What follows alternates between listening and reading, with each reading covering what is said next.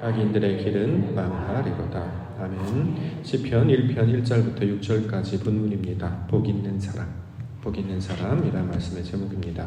1절 말씀 보겠습니다. 1절 복 있는 사람은 악인들의 꾀를 따르지 아니하며 죄인들의 길에 서지 아니하며 오만한 자들의 자리에 앉지 아니한다 라는 말씀으로 시편이 시작하고 있습니다. 복 있는 사람, 복이 뭘까 늘 고민하게 됩니다. 복이란 단어의 의미를 좀 찾아보려고 사전을 보니까 하늘의 도움이라는 번역이 있더라고요. 신기하다라는 생각을 했습니다. 여태까지 복은 그냥 복복자로만 이해를 했기 때문에 그냥 복 그 자체라 봤는데 다른 말로 풀어온 걸 보니까 하늘의 도움을 받는 것이 복이다. 자, 이렇게 해석을 해놓고 있었습니다. 땅에서 사는 모든 생명들은 하늘의 도움을 받아야 살 수 있게 되죠. 예컨대 하늘에서 내리는 빛이 있어야 되고 하늘에서 내리는 비가 있어야 합니다. 비가 없거나 빛이 없으면 살 수 없고 열매를 맺지 못하는 것입니다. 자, 놀랍게도 사전에서는 이렇게 하늘의 도움을 받는 것을 복 있는 것이다 설명하고 있습니다. 자, 그러면 성경에서 우리가 복의 개념을 이해할 수 있을 건데요. 복은 이처럼 무언가로부터 도움을 받는 것이라고 이해할 수 있을 텐데 성경에서는 하나님의 도움을 받는 것을 복 있는 것이다 라고 말씀하고 있습니다. 왜냐하면 사람은 혼자서는 살 수 없기 때문이죠. 여기서 말하는 이제 혼자라고 하는 개념은 어떤 것에 의지하지 아니하면 살 수 없다라는 것입니다. 그래서 창세기의 말씀에 보면 하나님께서는 사람이 혼자 사는 것이 좋지 못하여 돕는 배필을 지어서 주겠다라고 설명을 하셨습니다. 여기서 돕는 배필이라는 의미를 우리가 살펴봤죠. 그래서 돕는 배필이란 무엇이냐면 말씀을 가리키는 것이었어요. 여자를 가리키는 말이 아니라 말씀. 하나님께서 주시는 그 말씀이 있어야 그가 넘어지지 않게 된다라고 설명하는 것입니다. 이처럼 하나님의 말씀을 도움을 받아서 하늘의 도움으로 받는 자를 성경에서는 복 있는 사람이다. 자, 이렇게 이야기하는 거죠. 하늘에서 빛을 받으며 비를 받는 것처럼 하나님으로부터 말씀을 받으며 살아가는 자. 자, 이것이 바로 복 있는 사람의 내용이 될 것입니다. 2절 말씀. 오직 여호와의 율법을 즐거워하여 그의 율법을 주야로 묵상하는도다. 이거는 이제 그 원문에 나오는 그대로 한번 쭉 제가 이제 보통 사역이라고 하거든요. 개인적으로 다시 한번 번역을 해보는 거. 근데 제가 번역을 해보니까 하나님의 율법 안에서 또는 하나님의 말씀으로 배우는 일. 이렇게 해석을 할 수도 있겠더라고요. 보니까 같은 의미이지 않습니까? 율법을 즐거워하고 묵상하는 것, 다시 말해 말씀을 통해서 또는 말씀 안에서 하나님의 그 원리를 배우는 것을 가리키는 말입니다. 성경을 우리가 읽어가면 하나님의 창조의 원리를 깨달을 수가 있어요. 또 어떻게 사역하시느냐 그 원리를 알 수 있단 말이죠.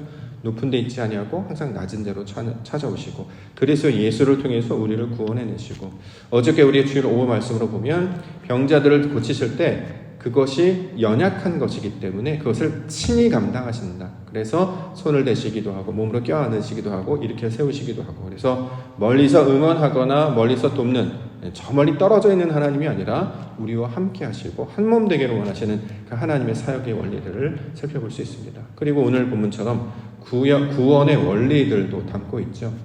우리가 원래 이제 악인들, 죄인들, 그런 오만한 사람들이었는데 이들을 옮겨주시는 거예요. 그래서 그 사람들, 그래서 복 있는 자로 살아가게 하신다는 거죠. 이처럼 사람의 스스로의 힘으로 할 수 없는 그 일을 우리 하나님 도와주셔서 온전케 하시고 완전하게 하시는 그 일. 그래서 이것을 복을 받는 과정으로 설명을 하고 있는 것입니다. 말씀을 따라 하나님의 그 우리가 묵상하고 창세기로부터 요한계시록에 이르기까지 하나님께서 보여주셨던 어떤 사건들, 인물들, 어떤 많은 이야기를 통해서 우리 하나님이 이런 방식으로 사람들을 구원하시고 지켜내시고 가르쳐내시고 인도하시는구나. 자, 이것들 이제 바라보게 되는 것이죠. 그래서 이 땅의 주인이 오직 여호와 하나님의 여심을 깨닫고 사는 자들, 이것이 바로 복 있는 자들의 내용이 될 것입니다. 3절.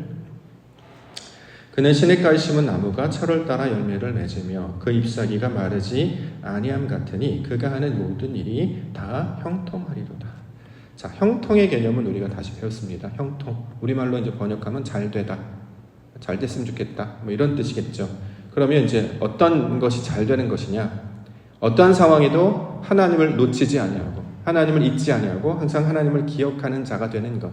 그래서 그 잘되다, 형통하는 자의 대표적인 모범이 요셉이었는데 그가 보디발의 집에 팔려가거나 애굽에 팔려가거나 심지어는 감옥에 갇혔을지라도 그가 형통한 자가 될 수 있었던 것은 하나님께서 그와 함께 하셨기 때문이다. 그래서 상황을 바라보지 아니하고 내가 처해 있는 상황 가운데 마음을 뺏기지 아니하고 나를 인도하시며 나를 이끌어 가시는 그 하나님을 바라보는 자, 어떻게 그 상황에서 하나님을 찾아낼 수 있을까? 어떻게 그 인생의 밑바닥 가운데 그래도 소망을 품고 하나님의 뜻을 바라보며 소망할 수 있을까? 이러한 자들을 성경에서는 형통하다라는 말로 설명하고 있습니다.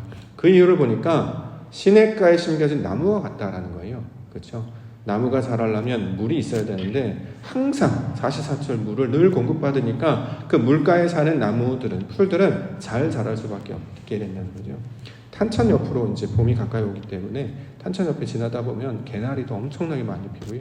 보니까 거기 물이 흐르니까 가장 빨리 반응하고 가장 많이 꽃도 피고 가장 풍성하게 자라는 건 아니겠습니까? 이처럼 하나님의 도움을 계속해서 받는 자들은 언제 어느 상황에도 하나님이 나와 함께 하실 거야. 좋은 곳에 갔을 때라도 하나님 감사합니다. 그렇지 않은 곳에 갈지라도 두려워하거나 염려하지 아니하고 이 상황 가운데서도 하나님 함께 하시니까 그런 사람 보면서 형통한 자구나, 잘 되는 자구나 이렇게 얘기한다는 거죠. 세상은 끊임없이 우리의 시선을 자꾸 하나님으로 나아가지 아니하고 상황에 머무르게 한다거나 또는 자신에게 머물라고 한다거나 자꾸 이걸 끊어내려고 해요. 바라보지 못하게 한단 말이죠. 그래서 이걸 절망이라는 단어로 소망하는데 그 절망을 다시 온전하게 펼쳐서 하나님께 그 소망으로 나아가게 하시는 분이 하나님이신데 우리가 그 하나님의 시선을 고정하며 나아갈 때 아버지께서 날마다 우리 가운데 공급하신 그 의도와 뜻을 알 수 있게 됩니다. 그래서 성경에서 복 있는 자들을 우리가 생각해 보면 복 있는 자들, 말씀을 받는 자들, 하나님의 살아계심을 아는 자들로 이제 이해할 수 있단 말이죠. 대표적인 사람이 이제 아담이 되겠죠. 돕는 배필을 받았으니까. 그 다음에 이제 노아가 있었죠. 방주를 지으라 라고 해서 그는 방주를 지었을 뿐인데 그것으로 구원의 영광을 보게 되었고 나중에 아브라함도 그렇죠?